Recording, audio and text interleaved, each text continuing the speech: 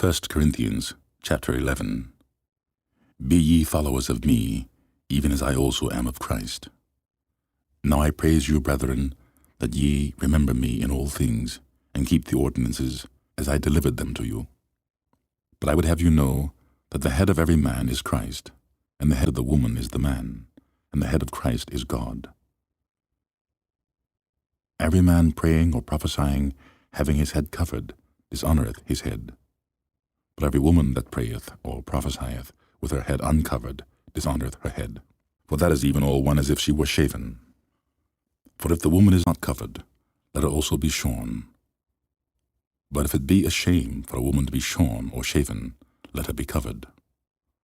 For a man indeed ought not to cover his head, forsomuch as he is the image and glory of God, but the woman is the glory of the man. For the man is not of the woman, but the woman of the man. Neither is the man created for the woman, but the woman for the man. For this cause ought the woman to have power on her head, because of the angels. Nevertheless, neither is the man without the woman, neither the woman without the man in the Lord. For as the woman is of the man, even so is the man also by the woman, but all things of God. Judge on yourselves, is it comely for a woman to pray unto God uncovered?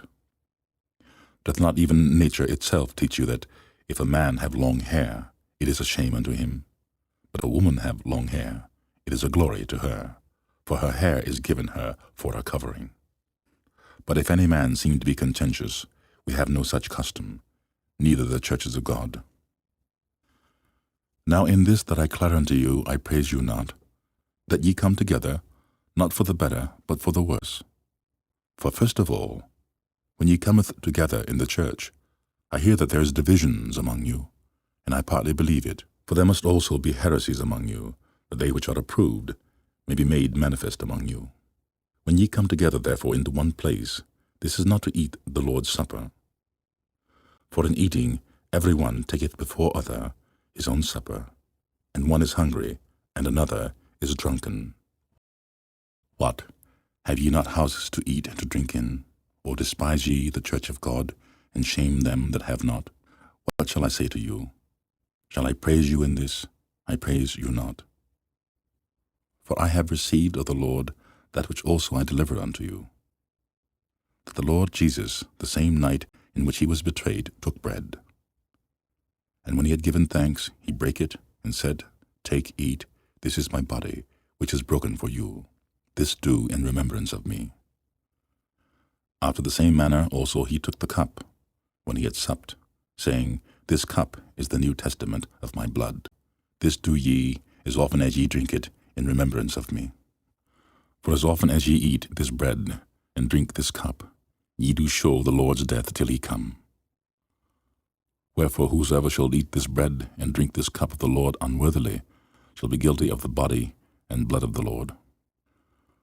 But let a man examine himself, and so let him eat of that bread and drink of that cup. For he that eateth and drinketh unworthily eateth and drinketh damnation to himself, not discerning the Lord's body. For this cause many are weak and sickly among you, and many sleep. For if we would judge ourselves, we should not be judged. But when we are judged, we are chastened of the Lord, that we should not be condemned with the world. Therefore, my brethren, when ye come together to eat, tarry one for another. And if any man hunger, let him eat at home, that ye come not together unto condemnation. And the rest will be set in order when I come.